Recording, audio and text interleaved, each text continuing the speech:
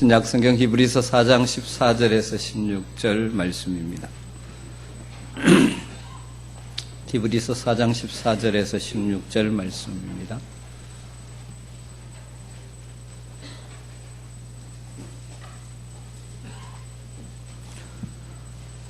히브리서 4장 14절에서 16절을 같이 한 목소리로 말씀을 읽으십시다. 그러므로 우리에게 큰 대제사장이 계시니 성천하신 이 곧 하나님의 아들 예수시라. 우리가 믿는 도리를 굳게 잡을지어다.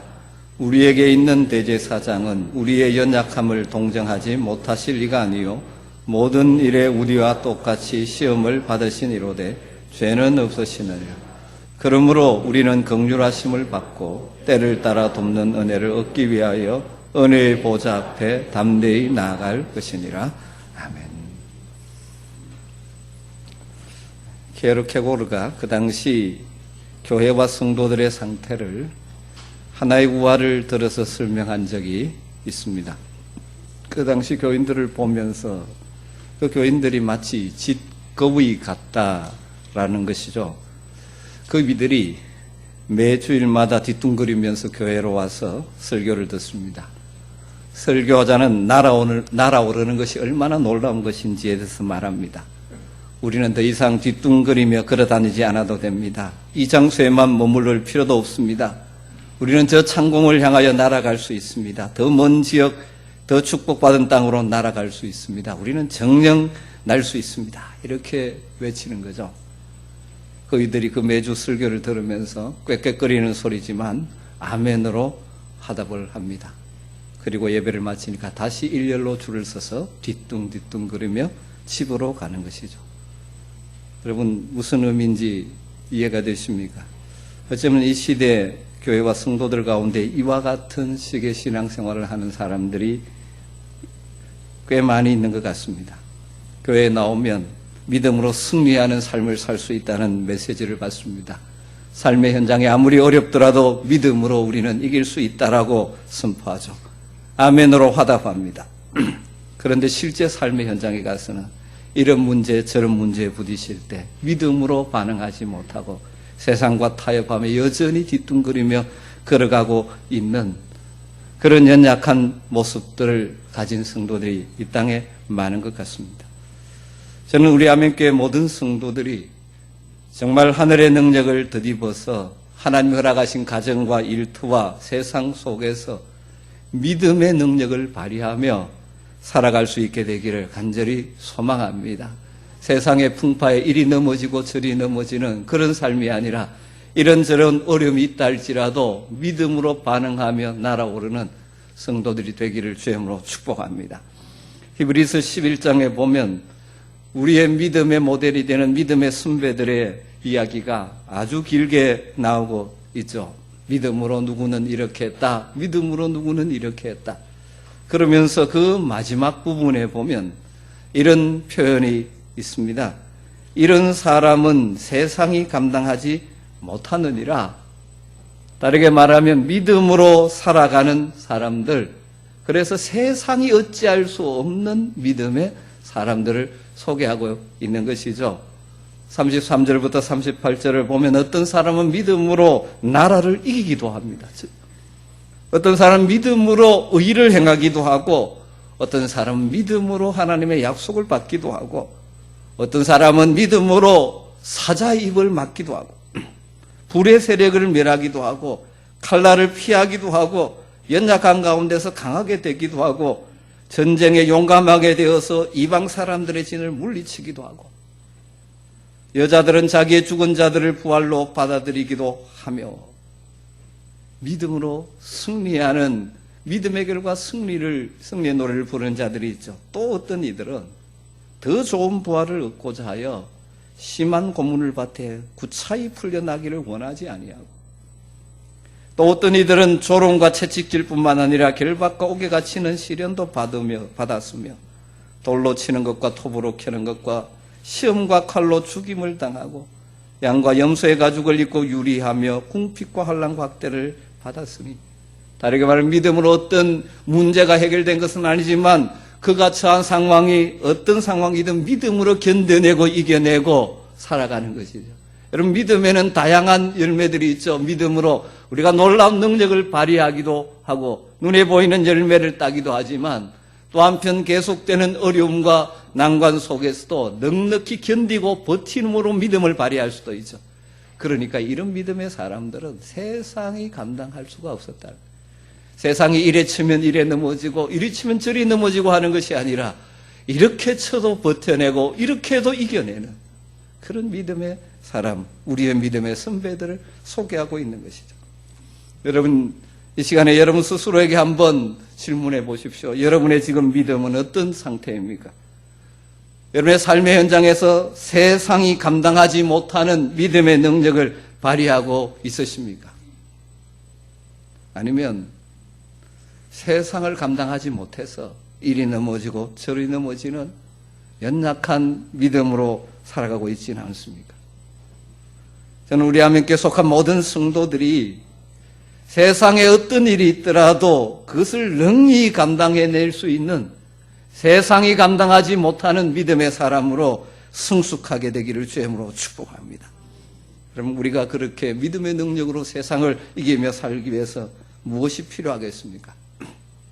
저는 오늘 또 새로운 이야기를 하는 것이 아닙니다. 우리가 이미 알고 있는 신앙의 기본을 다시 말씀드립니다. 또 여러 번 강조했던 말씀을 반복해서 또 말씀을 드립니다. 여러분, 우리가 믿음이 건강하게 성장하고 세상 속에서 능력을 발휘하며 살아갈 수 있는 비결이 무엇이겠습니까? 저와 여러분, 우리는 이미 하나님의 은혜로 구원받아 하나님의 백성이 되었습니다. 세상의 무엇과도 비교할 수 없는 하늘의 신령한 복을 받은 자리인 줄 믿습니다.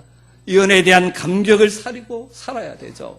그리고 동시에 날마다 하나님이 위로부터 내려주시는 은혜를 덧입으며 살아야 합니다. 위로부터 내리시는 하나님의 은혜를 덧입고 살 때 우리는 삶의 여러 가지 상황을 믿음으로 반응하며 이겨내며 견뎌낼 수가 있는 것이죠. 세상이 이리 치면 저리 넘어지고 세상이 바람이 이리 불면 저쪽으로 날려가는 그러한 삶이 아니라 믿음으로 우리의 가야 될 길을 걸어갈 수 있는 것이죠. 그러기 위해서는 날마다 위로부터 내리시는 하나님의 은혜가 필요한 것입니다. 다르게 말하면 살아계신 하나님과 친밀한 교제 속에 사는 것이죠. 능력이 무한하신 하나님과 관계 속에 사는 것입니다. 오늘 말씀의 내용을 정리하면 이렇습니다. 먼저 14절의 내용은 우리에게는 큰 대제사장이 있다는 것입니다. 그러므로 우리에게 큰 대제사장이 계시니 승천하시니 곧 하나님의 아들 예수시라. 하나님의 아들 예수 그리스도, 그분이 우리를 위해 자신의 몸을 속죄제물, 화목제물을 드리시고 친히 대제사장의 사명을 감당하셔서 우리를 영광스러운 하나님의 자녀가 되게 해주셨습니다. 뿐만 아니라 지금도 하나님 보좌 우편에서 우리를 위하여 대제사장으로 하나님께 간구하며 우리를 위하여 그 자리에 우리를 위한 대제사장으로 지금도 살아 계시는 것이죠. 그런데 그 대제사장은 어떤 분이십니까? 우리의 대제사장 되시는 예수님은 우리의 연약함을 친히 체휼하신 분, 요즘 번역으로 동정하시는 분, 친히 체험하고 능히 경험하셨던 분. 그래서 우리의 형편과 처지를 아시고 우리의 연약함을 아시며 우리를 능히 도우실 수 있는 분이 우리의 대제사장 되시는 예수님이시죠. 그래서 그것을 15절에 이렇게 표현하죠. 우리에게 있는 대제사장은 우리의 연약함을 동정하지 못하실 리가 아니요 모든 일에 우리와 똑같이 시험을 받으신 이로되 죄는 없으시니라. 연약한 육신을 입고 사셔서 인생의 연약함과 고통을 다 친히 아시는 분, 그렇기 때문에 우리를 능히 긍휼히 여기고 도우실 수 있는 분, 그분이 우리의 대제사장이십니다. 우리에게 큰 대제사장 예수님이 계시고 그분이 우리의 연약함을 아시고 도우실 수 있는 분이라는 사실을 안다면 우리는 어떻게 반응해야 합니까?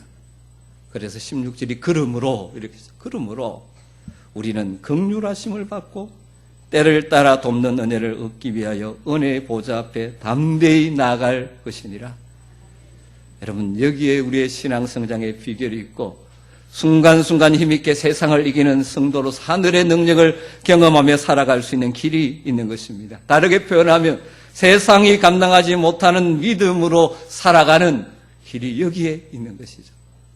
우리는 때로 넘어지고 연약하지만 그러나 우리 주님 은혜 보좌 앞에 나아가 때를 따라 돕는 은혜를 누리는 자들은 능히 일어설 수 있는 것입니다.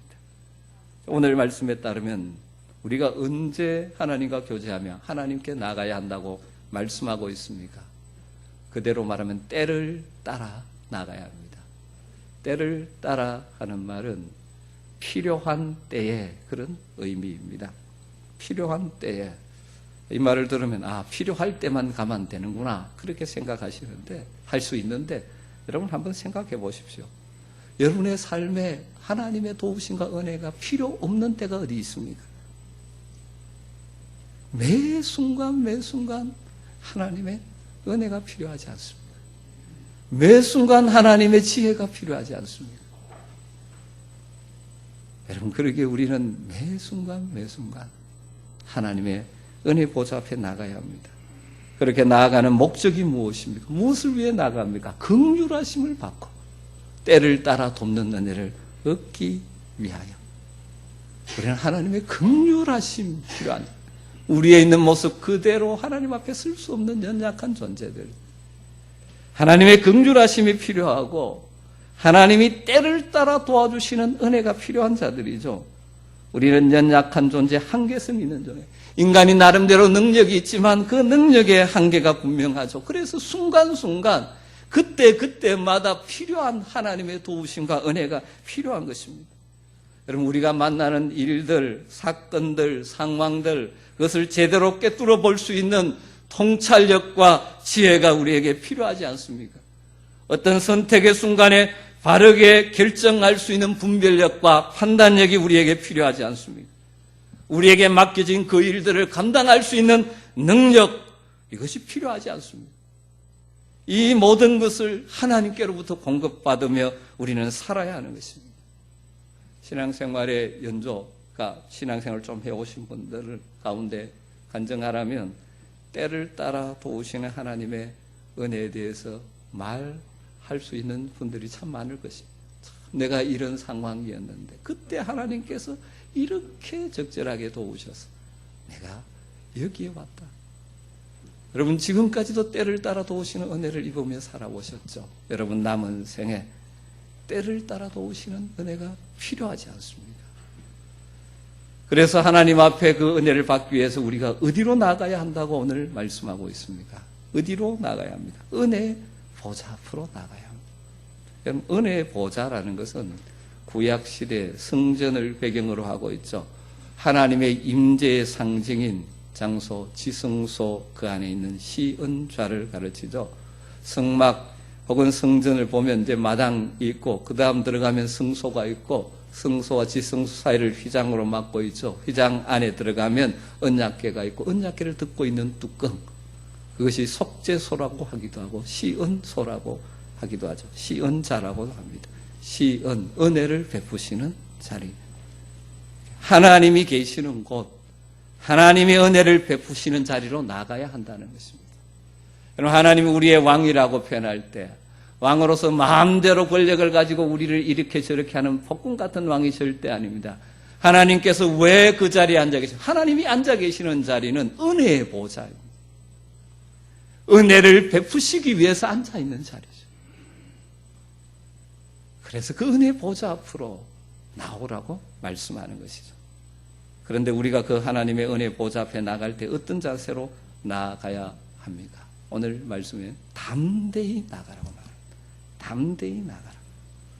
사실 과거에는 우리가 감히 하나님 앞에 나갈 수 없는 자들이었습니다. 그럼 구약시대 그렇지 않습니까? 그 시온자 지성소에는 아무나 들어가지 못합니다. 백성들 가운데 오직 대제사장만, 그것도 1년에 한 번 속죄제사를 드리고 나가는 것입니다. 그런데 이제 우리가 그 하나님의 은혜 베푸시는 자리로 담대히 나갈 수 있게 되었습니다. 예수 그리스도께서 우리를 위한 속죄제물이 되시고 화목제물이 되시고 친히 대제사장이 되셔서 하나님과 우리 사이에 막힌 담을 흐시고 우리로 향하여 하나님 은혜의 보좌 앞에 나갈 수 있는 새 길, 살 길을 열어주셨지 않습니까? 그래서 담대히 나갈 수 있는 자가 되었습니다. 문제는 이 시대 많은 성도들이 이 놀라운 특권을 사용하지 않는 것입니다. 하나님의 은혜의 보좌 앞에 나가 때를 따라 돕는 은혜를 들이보며 살아야 되는데 그러지 않으니 나약한 생활을 할 수밖에 없고 신앙생활이 기쁨이 아니고 부담이요 짐이 되고 마는 것입니다. 은혜가 없이 이렇게 하나님만 생각하고 살아가려니 힘만 드는 것이죠.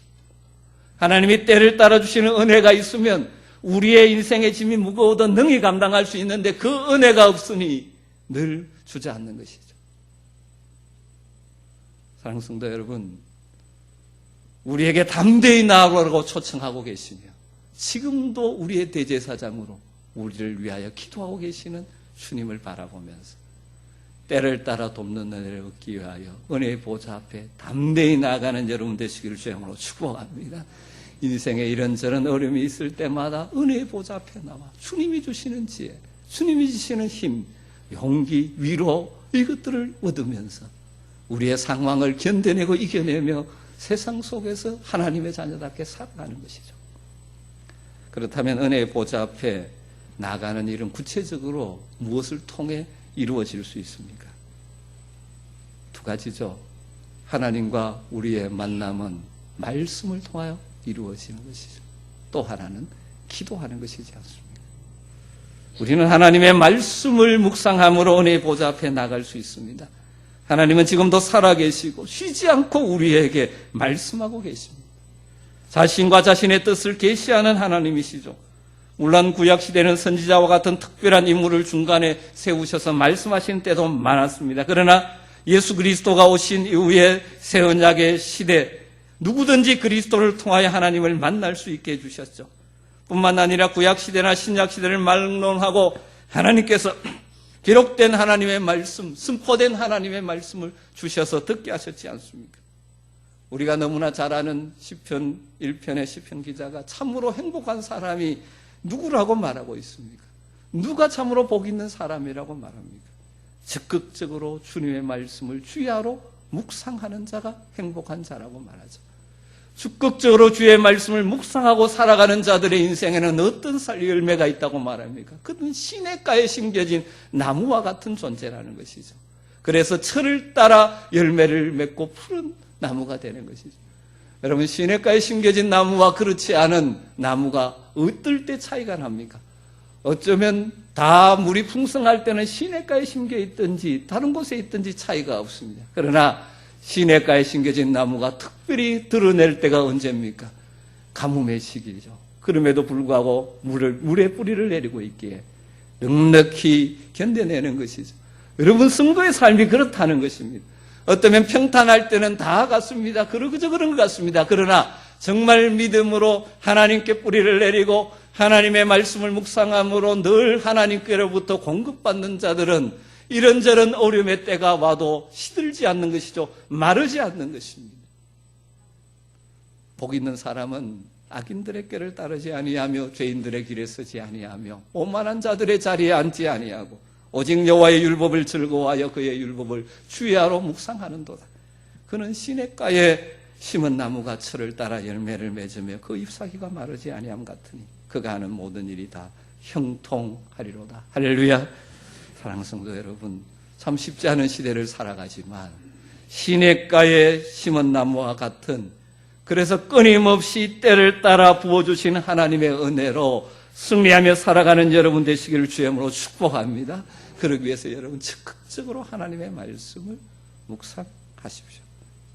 우리가 말씀을 통해 하나님을 만날 때 그분의 음성을 들어야죠. 그러기 위해서는 우리 편에서 어떤 자세와 태도가 필요하겠습니까? 시편 119편은 이 부분에 대해서 아주 자세하게 세밀하게 반복적으로 우리에게 가르쳐주고 있죠. 여러분, 이 가을에 이제 여러분 늘 하나님의 말씀을 먼저 펴는 습관을, 여러분 말씀을 펴는 시간을 가지시기를 주님으로 축복합니다. 그리고 그 말씀을 통하여 주님의 음성을 들을 수 있었으면 좋겠습니다. 그러기 위해서 우리에게 마음가짐이 중요합니다. 시편 119편 97절에 보면 내가 주의 법을 어찌 그리 사랑하는지요. 그렇게 말합니다. 시편 기자가 그렇게 말씀을 통하여 하나님의 인도함을 받을 수 있는 이유는 무엇입니까? 말씀을, 주의 법을 사랑하는 마음으로 늘 말씀을 듣는 것이죠. 여러분의 하나님 말씀을 들을 때나 묵상하고 읽을 때 어떤 마음으로 다가가십니까? 조간신문 읽듯이 그냥 쑥 읽고 가지 마십시오. 그렇게 해서는 말씀의 능력을 체험할 수가 없습니다. 하나님의 말씀은 우리를 사랑하시는 하나님의 그 사랑의 마음이 담겨있는 사랑의 편지와 같은 것이죠. 여러분, 사랑하는 사람이 보낸 편지를 대충 읽고 가는 사람 아무도 없지 않습니까? 주님이 사랑하셔서 정말 우리가 잘 되기를 원하여 우리의 행복한 삶을 위하여 주신 말씀이기에 그 말씀의 의미를 사랑하는 마음을 우리가 받아야 하는 것이죠. 그리고 말씀을 대할 때 중요한 또 한 가지 태도는 그 말씀을 받아들이고 순종하겠다는 자세입니다. 단순히 말씀을 알겠다, 지적으로 알겠다 정도가 아니라 살아계신 하나님, 나를 가장 사랑하시는 분, 내 인생을 나보다 더 잘하시는 분이 주시는 말씀이기에 내가 그대로 순종하겠습니다라는 자세. 때로는 내가 다 이해할 수 없죠. 하나님의 그 오묘하심을 다 이해할 수 없을 때가 참 많습니다. 그럼에도 불구하고 나를 사랑하시는 하나님의 말씀이기에 내가 순종하겠습니다라는 자세로 말씀을 펴야 하는 것이죠. 102절에 주께서 나를 가르치셨으므로 내가 주의 규례들에서 떠나지 아니하였나이다. 이러한 자세로 말씀을 대할 때 그 말씀이 계속 우리의 삶에 영향력을 미치기를 원한다면 그 다음 우리는 뭘 해야 됩니까? 그 말씀을 묵상해야 한다고 말합니다. 묵상한다는 건 쉽게 말하면 되새김질 하는 것이죠. 마치 소가 여물을 먹고 되새김질하고 소화하듯이 그런 것이죠. 여러분, 종일 어떻게 묵상할 수 있습니까? 97절을 보면 내가 종일 그것을 작은 소리로 엎조리나이다. 옛날 번역에 묵상하나이다. 우리가 가정에서 일도 해야 되고 직장에 가서 일해야 되는데 어떻게 종일 성경을 펴고 있습니까? 그럴 수 없지 않습니까? 그러나 종일 묵상은 할 수 있고 해야 되는 것이죠. 순간순간마다 말씀을 다시 되새김질하는 것이죠. 하루를 시작하면서 받았던 그 말씀을 순간순간 다시 기억하고 생각하는 것이죠. 그럴 때 그 말씀이 내 삶에 영향을 미치는 것이죠. 어떤 사람은 아침에 말씀을 펴고 읽었는데 하루 종일 읽고는 나름대로 묵상하고 어떤 사람은 글로까지 써놓고도 하루 종일 다 잊어버리고 삽니다. 그러면 그 만나는 상황 가운데서 전혀 말씀으로 반응하지 못하죠. 아예 말씀도 읽지 않고 허겁지겁 일터로 뛰어가는 사람이 어떻게 하나님의 말씀의 도움을 통하여 삶의 현장에서 지혜롭게 살아갈 수가 있겠습니까? 세상 풍조를 따라 그냥 세상의 바람 따라 그냥 거기에 살아갈 수밖에 없지 않습니다. 우리가 세상 속에서 하늘의 능력, 하나님의 때를 따라 공급하시는 능력을 덧입어 승리하기를 원한다면 주님의 말씀을 늘 묵상함으로 그 말씀이 내 삶에 영향력을 미치게 해야 되는 것이죠. 여러분, 이렇게 우리가 말씀을 묵상하게 되면, 말씀이 내 삶에 담겨 있으면 어떤 놀라운 복을 누리게 되는지 아십니까? 시편 기자는 98절부터 100절 사이에서 이것을 세 가지로 표현하고 있습니다. 98절 주의 계명들이 항상 나와 함께함으로 그것들이 나를 원수보다 지혜롭게 하나이다. 묵상하니까 그 말씀이 늘 내게 있어요. 그러니까 나를 헤아려고 하고 나를 힘들게 하는 원수들보다 더 지혜롭게 반응하고, 그렇기 때문에 그것을 능히 극복할 수 있다는 거죠. 여러분, 이 말이 무슨 말입니까? 단순히 사람, 원수라고만 생각하면 안 되죠. 인생을 살다가 급한 상황, 문제, 이것을 만났지만 말씀이 늘 담겨 있으면 그것들을 뛰어넘는 지혜로 해결해 나는 것이죠. 문제의 길을 해결의 길을 가지고 있는 것이죠. 우리를 힘들게 하고 우리를 얽매게 하고 우리로 하여금 주저앉게 만드는 그것들을 뛰어넘을 수 있는 지혜를 얻게 되는 것이죠. 또 99절에 내가 주의 증거들을 늘 읊조림으로, 다른 묵상함으로 나의 명철함이 나의 모든 스승보다 나으며, 스승보다 더 나은 지혜를 얻는다. 여러분, 스승이라는 그림 언어가 가진 것이 무엇입니까? 선생님, 선생들, 가르치는 자들, 지식이죠, 지식. 여러분, 세상을 살아갈 때 정말 지식이 힘이 될 때가 많지 않습니까? 모르기 때문에 못할 때가 많습니다. 제대로 아는 거 굉장히 중요하죠. 바른 지식을 가진 거 필요합니다. 그런데 말씀을 묵상하는 자들은 이 지식, 세상의 다양한 지식보다 더 뛰어난 지혜를 얻을 수 있다는 것입니다. 저는 목회를 하면서 성도들을 보면서 종종 이 말씀을 실감합니다. 세상적으로 소위 말하면 많이 공부하지 못한 분입니다. 그런데 행동하는 것이나 판단하는 것이나 살아가는 것을 얼마나 지혜롭게 판단하며 지혜롭게 살아가는 분들이 있는지 모릅니다. 그분에게는 뭐가 있습니까? 하나님의 말씀의 지혜. 여러분, 이 말이 여러분 세상에 지식이 필요 없다는 말이 아니죠. 바른 지식 가지는 것 중요합니다. 지식이 우리의 지혜롭게 살게 하는 하나의 도구죠. 그러나 하나님의 말씀을 묵상하고 사는 자들은 그것을 뛰어넘는 지혜를 경험하게 된다는 것입니다. 그리고 100절 말씀, 주의 법도를 지킴으로 나의 명철함이 노인보다 나으니라. 여러분, 노인이라는 이 표현, 그림 언어의 핵심은 무엇입니까? 경험이 많은 자들이죠. 여러분, 인생의 경험이라는 것은 너무나 중요하지 않습니까? 경험, 이것이 굉장히 중요하죠. 경험에서 지혜가 나올 때가 참 많지 않습니까? 그러나 경험을 뛰어넘는 이상의 지혜, 말씀을 묵상하고 살아가는 자들이 삶에서 경험한다는 것입니다. 사랑하는 성도 여러분, 이것이 시편 기자 그때 그 사람의 고백으로 끝나지 않기를 바랍니다. 여러분의 삶에서도 이것을 실제로 경험하며 살아가는 복이 있게 되기를 주의 이름으로 축복합니다. 인생의 급한 문제가 부딪혔는데 하나님의 말씀을 묵상하는 가운데 해결책을 발견하게 되는, 그 지혜를 얻게 되는 은혜가 있게 되기를 주의 이름으로 축복합니다. 종종 우리 교회 성도님들 가운데 가끔 제가 듣는 이야기, 그래서 제게 격려되는 말 가운데 한 가지는, 목사님 어떻게 내 사정을 그렇게 알고 내 그 문제, 내 그에 대한 말씀을 통해서 답을 주십니까? 사실 저는 그 사람의 문제를 모릅니다. 제가 답을 주려고 한 것 아닙니다. 그러나 하나님의 말씀이 그 사람의 인생에 답이 되는 것이죠. 사랑하는 성도 여러분, 하나님의 말씀을 묵상함으로 하나님의 능력을, 지혜를 날마다 경험하며 삶의 현장에서 승리를 맛보는 여러분 되시기를 주의 이름으로 축복합니다. 이렇게 살아가기에 시편 기자가 뭐라고 고백합니까? 우리가 암송하는 105절 말씀에 주의 말씀은 내 발의 등이요 내 길의 빛이니이다 고백하는 것이죠.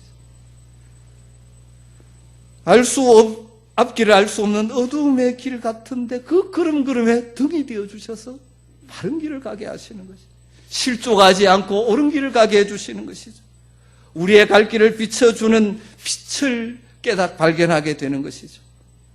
우리가 이렇게 매일매일 주의 말씀이 내 발의 등이 되고 내 길의 빛이 되어 그 인도함을 받아서 이 땅을 살아가면 순간순간 하나님이 주시는 구원, 승리, 평안 맛보며 살 뿐만 아니라 영원한 생명의 나라, 빛의 나라로 마지막에 들어가게 될 줄로 믿습니다.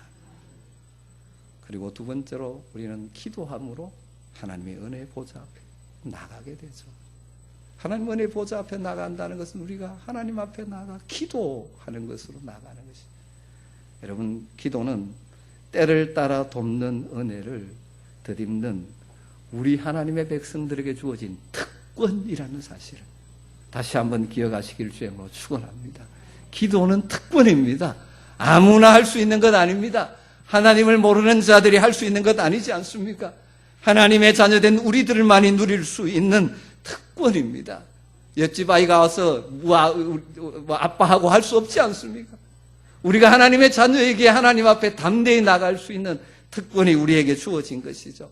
기도하라 그러면 성도들은 짐, 의무, 나는 기도 못하는데 이런 생각을 하는 경우가 많습니다. 먼저 기도가 특권이라는 사실을 인식하십시오.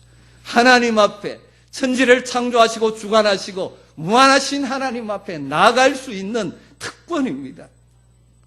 구약시대는 아무나 나가지 못했지 않습니까? 제사장을 통해서 나갈 수 있습니다. 그러나 예수 그리스도께서 우리의 대제사장이 되셔서 우리를 위한 새 길, 생명의 길을 열어주셨습니다. 그리고 담대하게 나오라고 우리를 초청하고 계십니다. 여러분, 이 기도의 특권을 활용하며 사시기를 주의 이름으로 축복합니다. 특권을 활용하지 못하면 권한이 있지만 가난한 삶을 살 수밖에 없는 것이죠. 또 다르게 표현하면 기도는 하나님이 우리에게 주신 약속들을 나의 것으로 만드는 도구입니다. 하나님의 말씀을 통해서 우리에게 주시기로 약속하신 것들이 너무 많습니다. 그런데 이 약속을 누가 실제 삶에 경험하는지 아십니까?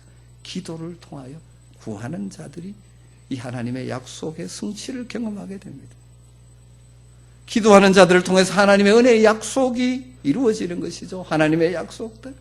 우리로 하여금 승리하시겠다는 약속, 보호하시겠다는 약속, 공급하시겠다는 약속, 함께 하시겠다는 약속, 평강을 주시겠다는 약속. 이것은 누가 누립니까? 기도하는 자들이 누립니다. 불안 속에, 염려 속에 나와 기도할 때 하나님 주시는 평강을 누리게 되죠. 기도하지 않고 계속 인생의 문제를 묵상하고 그것에 매여 있는 사람은 하나님의 평강을 약속하셨지만 누리지 못하는 것입니다. 에스겔서 36장 37절에 보면 주 여호와께서 이같이 말씀하셨느니라. 그래도 이스라엘 족속이 이같이 자기들에게 이루어 주기를 내게 구하여 할지니라. 이 말씀의 내용은 무엇입니까? 하나님께서 이스라엘을 회복시킬 것이라는 약속의 말씀을 주셨습니다. 지금 황무하지만 에덴 동산같이 되게 해주시겠다고 약속하셨습니다. 그러면서 연이어 뭐라고 말합니까? 그래도 내가 약속했지만 그래도 이같이 자기들에게 이루어 주기를 구해야 한다. 그렇게 말씀하시는 것이죠. 다르게 말하면 하나님의 계획, 하나님의 약속을 우리의 것으로 현재화하는 도구가 바로 기도라는 것입니다. 그런 면에서 하나님은 지금도 우리의 기도를 통하여 일하시는 분이십니다. 그런 이야기가 있습니다. 누가 천국에 갔습니다. 그래서 안내하는 천사가 이곳 저곳을 다 보여줍니다. 너무너무 영광스럽고 화려한데 한 곳에 갔는데 보여주지를 않는 거예요. 보고 싶죠. 그래서 보여달라니까 보면 후회할 텐데 그래도 보여주십시오. 보면 후회하는데 그래도 간청하니까 보여줬습니다. 거기에 뭐가 있느냐? 하나님께서 주시기로 하셨는데 기도하지 않아서 받지 못했던 것들이 쌓여있는 창고였다. 그런 우화를, 비유를 이야기하는 사람이 있습니다. 여러분, 하나님 말씀을 통해서 우리에게 다양한 약속을 주지 않았습니까? 누가 그 약속을 자신의 것으로 체험하고 삽니까?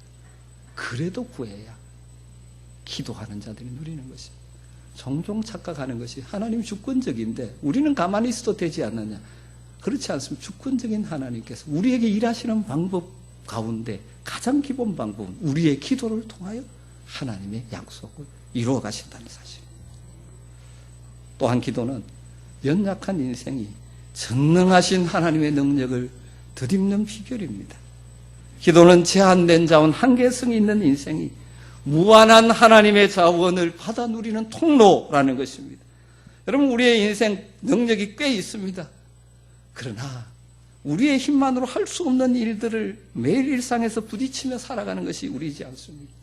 젊은 날에는 할 수 없는 것이 없는 것처럼 그런 생각이 들기도 했지만 여러분, 나이 들어가면 갈수록 내가 할 수 없는 것이 많다는 것을 여러분은 느끼고 있지 않습니까? 여러분, 우리의 제한된 능력, 이 자원만 가지고 내 인생을 계획하고 내 인생을 이루어 간다면 우리의 인생은 마치 누더기진 인생이 되고 말 것입니다. 부족한 것에 이것 떼붙이고 저것 떼붙이고 그런 것 그거 입고 살 수밖에 없는 것이죠. 그러나 하나님의 백성된 우리들은 기도를 통하여 하나님의 무한한 자원을 우리가 사용할 수 있는 자들이죠. 그렇게 하는 도구가 바로 기도라고 말하고 있는 것이죠. 그래서 성경에는 하나님께서는 계속해서 우리에게 요청하시는 것은 구하라, 기도하라. 대표적인 것이 우리가 자람성하는 마태복음 7장 7절 말씀이죠. 구하라 그리하면 너희에게 주실 것이요, 찾아라 그리하면 찾아낼 것이요, 문을 두드리라 그리하면 너희에게 열릴 것이니 구하는 이마다 받을 것이요, 찾는 이는 찾아낼 것이요, 두드리는 이에게는 열릴 것이니라. 삼중적으로 두 번이나 반복해서 구하라. 이 말씀 속에 하나님의 마음이 어떤 마음 같으면 구하라 그러면 줄 텐데 왜 구하지 않느냐, 그런 마음이 느껴지지 않습니까? 말씀을 정리하죠. 사랑하는 성도 여러분, 우리가 전능하신 하나님을 믿는다고 하면서 늘 세상에서 넘어지고 자빠지고 비실비실하는 나약한 성도로 살아서 되겠습니까? 세상을 감당하지 못하고 이렇게 불면 이리 넘어지고 저렇게 넘어지는 연약한 믿음의 사람이 아니라 세상의 어떤 것도 감당하지 못하는 능력 있고 건강하고 힘 있는 성도들이 되시기를 주님으로 축복합니다. 그러기 위해서는 우리 신앙생활의 기본이 충실해야 됩니다. 뭐 새로운 것, 다른 것 찾겠다고 이리저리 뛰어다니지 마시고 신앙생활의 기본을 잘 갖추셔야 돼요. 뭐 여기 가면 은혜가 있다, 뭐 누가 뭐 대단하다, 여러분 그런 것 중요하지 않습니다. 정말 건강한 제대로 생활하려면 신앙생활의 기본이 잘 되어 있어야 됩니다. 때를 따라 돕는 은혜를 얻기 위하여 은혜의 보좌 앞에 담대히 나가시기를 주님으로 축복합니다. 날마다 말씀을 묵상함으로 기도함으로 은혜의 보좌 앞에 나가 순간순간 때에 맞는 주시는 은혜를 덧입어서 여러분의 삶의 현장에서 하늘의 능력을 경험하며 사시기를 주님으로 축복합니다. 그런데 이것이 그냥 오늘 설교 듣고 아멘하고 간다고 되는 일이 아니죠. 이 삶은 지속적으로 훈련이 필요한 것입니다. 많은 사람들은 바빠서 기도하지 못한다, 바빠서 말씀 묵상하지 못한다고 말하는데 여러분 바쁘기 때문에 못하는 사람은 아무도 없습니다. 바쁜 것이 아니라 사실은 그것을 중요하게 생각하지 않기 때문이죠. 아무리 바빠도 중요한 것은 아닙니다. 요즘 젊은이들을 보면 돈 없다 해도 자기들이 중요하게 생각하는 다 합니다. 다 마찬가지로 제가 젊은이니까 그런 것이 아니죠. 다 마찬가지입니다. 바쁩니다. 그런데 그 말은 이게 내게 있으면 중요한 게 아닙니다. 중요한 게 따로 있습니다. 이 말. 그러면 인생은 정말 중요한 것을 하며 살아야 됩니다. 바빠서 기도하는 일과 말씀하는, 묵상하는 일을 못하는 것에 대해서 제가 제자훈련을 할 때는 늘 이 비유를 씁니다. 갈 길이 바빠서, 운전하는 일이 바빠서 기름 넣을 시간이 없다. 이렇게 말하는 것과 같은 어리석은 일이라는 것입니다. 여러분, 운전하느라 바빠서 기름을 안 넣으면 어떻게 됩니까? 기름이 떨어질 때는 그냥 멈춰버리는 것입니다. 여러분, 날마다 하늘의 능력을 공급받아야만 우리가 계속해서 그 길을 갈 수 있는 것이죠. 사랑하는 성도 여러분, 이제 무더위도 한풀 꺾이고 가을이 시작되었습니다. 이 가을에 우리의 삶의 자세, 믿음의 삶의 자세를 재정비하십시다. 다시 한번 여러분의 삶의 우선순위를 점검하시고 기도하는 일과 말씀 묵상을 통하여 때를 따라 도우시는 하나님의 은혜를 덧입어 이번 가을에도 여러분의 삶의 열매를 맺으며 살아가시는 여러분 되시기를 주님으로 축복합니다. 때를 따라 도우시는 하나님의 은혜를 덧입기 때문에 문제 많고 장애 많은 세상이지만 능히 견디고 이기고 극복하고 승리하는 저와 여러분 되기를 간절히 소망합니다. 기도하겠습니다. 하나님,